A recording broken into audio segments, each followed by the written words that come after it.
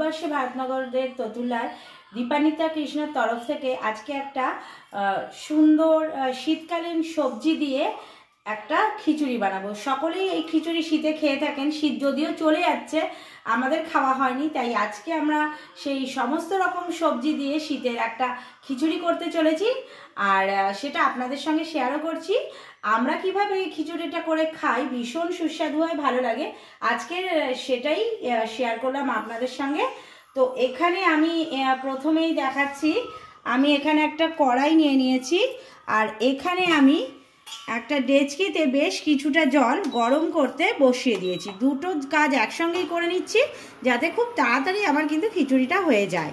আর খিচুড়িতে কি কি লাগছে, কি কি দিচ্ছি, এটা কিন্তু করতে করতেই দেখিয়ে দিচ্ছি।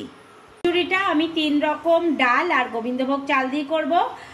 যেমন একটু দেখিয়ে নিই, এখানে যেমন আমি হাফ কাপ মতন নিয়েছি মুগ ডাল, হাফ কাপ মতন নিয়েছি মুসুরির ডাল, আর হাফ কাপ মতন আমি ছোলার ডাল নিয়েছি। ছোলার ডালটাকে আমি 2 ঘন্টা মতন একটু ভিজিয়ে রেখেছি, ভালো করে ধুয়ে ছোলার ডালটা ভিজিয়ে রেখেছি, যার জন্য ছোলার ডালটা কিন্তু একটু বেশ ফুলে গেছে এবং এর কালারটাও চেঞ্জ হয়ে গেছে।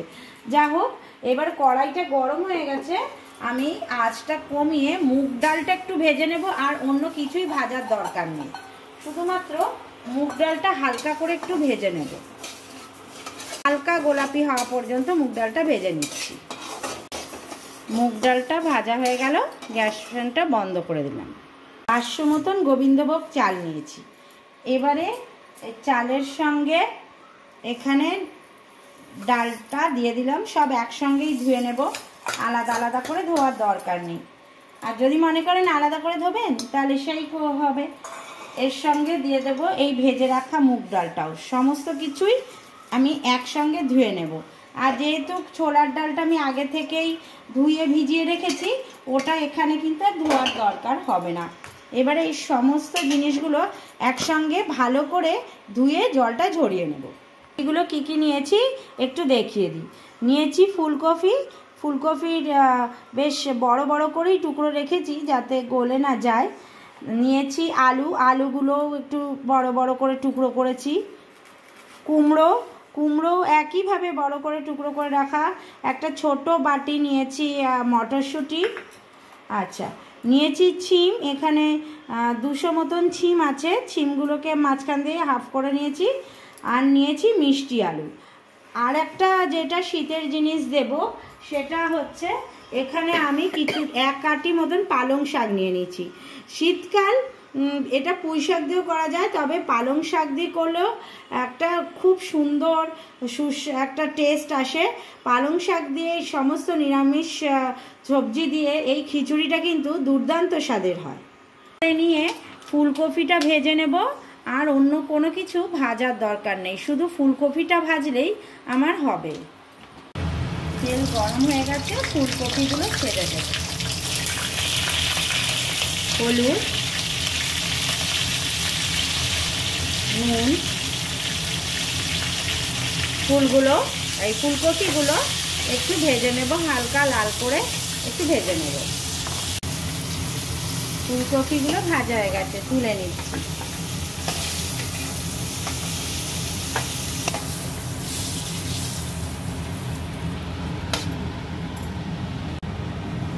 জলটা ফুটে গেছে, চাল ডাল যে ধুয়ে রেখেছি সেগুলো দিয়ে দিলাম।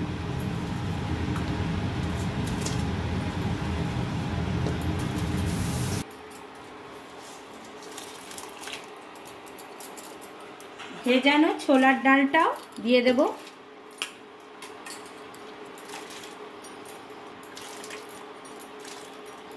দিয়ে আবার ফোটার জন্য ঢাকনাটা ঢেকে দিলাম।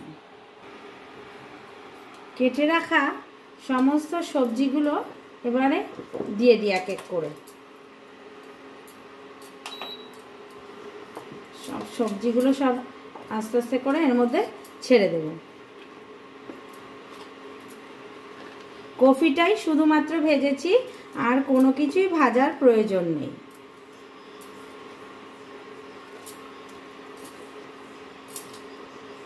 কুমড়োগুলো বড় করেই রেখেছি যাতে গলে না যায়, পরে দেখা যাচ্ছে কুমড়ো পাওয়াই যাচ্ছে না। দিয়ে দিলাম মটরশুঁটি, একটুখানি নাড়িয়ে দেব। এই সময় দিয়ে দেব হলুদ,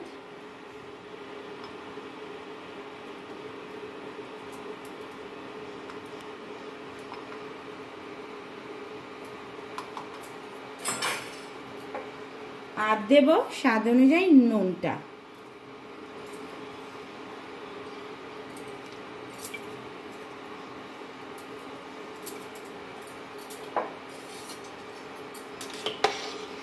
কাঁচা লঙ্কাটা একটু পরে ব্যবহার করছি।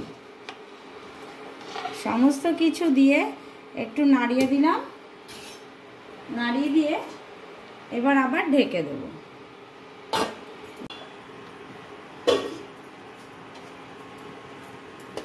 ফুলকপিগুলো দিয়ে দিলাম, আর বাকি রইল পালং শাকটা। পালং শাকটাও ঠিক এই পজিশনেই দিয়ে দেব। পালং শাকগুলো এখানে দিয়ে দেবে এবারে।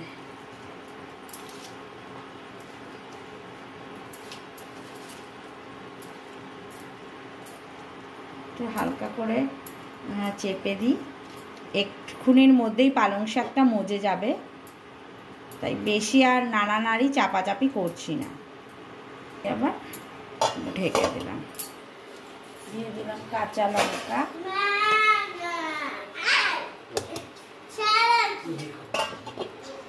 কফি ভাজার তেলে আমি এবারে খিচুড়ির ফোড়নটা তৈরি করছি।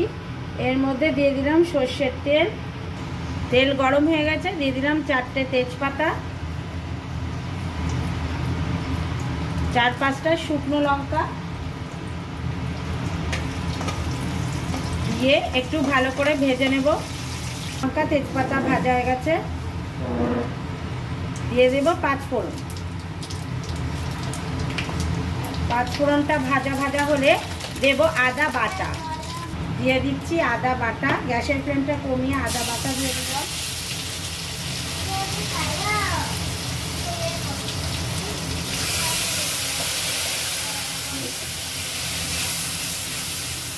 আদা যে বেটেছিলাম মিক্সিটা, সেই মিক্সিটায় জল দিয়ে সেটাও দিয়ে দিলাম। দেব 1 টেবিল স্পুন জিরের গুঁড়ো। আর কোনো মশলা দেব না। এই মশলাটা এখানে একটু ভালো করে একটু কষিয়ে নেব। এটা কষাতে কষাতে এখানে আমি দিয়ে দিচ্ছি 1 টেবিল চামচ মতন চিনি, দিয়ে দিলাম একটু চিনি, ঘি, একটু ঘি দেব। নিরামিষ খিচুড়িতে একটু ঘি দিলে কিন্তু ভীষণ ভালো লাগে। সমস্ত কিছু দিয়ে এটাকে একটু নাড়িয়ে দেব। খিচুড়ি কিন্তু আমার একদম তৈরি, সমস্ত কিছু সুন্দরভাবে সুসিদ্ধ হয়ে গেছে। এবারে শুধুমাত্র মশলাটা কষিয়ে এতে দেওয়ার অপেক্ষা। খিচুড়ি কিন্তু খুব সুন্দরভাবে তৈরি এবং দেখতেও কিন্তু সুন্দর লাগছে। মশলাটা এখানে কষানো হয়ে গেছে। এবারে এই মশলাটা আমি এই খিচুড়ির মধ্যে এই ফোড়নটা মিশিয়ে দেব, তাহলেই খিচুড়ি একদম সম্পূর্ণরূপে খাওয়ার জন্য প্রস্তুত। এই যে তেল ভেসে গেছে, সুতরাং আমার মশলাটা কিন্তু রেডি হয়ে গেছে। গ্যাসের ফ্লেমটা বন্ধ করে দিলাম এবং এই কড়াইটা ধরে এতে দিয়ে দিলাম, দিয়ে ভালো করে এটাকে নাড়িয়ে নেব। আরও যেটা, এই কড়াইতে কিন্তু অনেকটা মশলা লেগে রয়েছে, তার জন্য আমি এখান থেকে একটু খিচুড়ি কড়াইয়ে নিয়ে নিচ্ছি।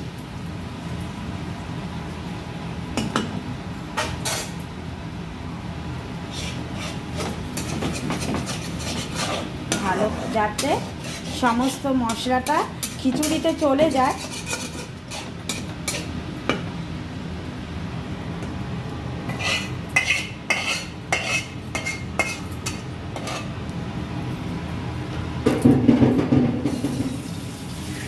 এটা ভালো করে নাড়িয়ে নিলেই আমার খিচুড়ি তৈরি।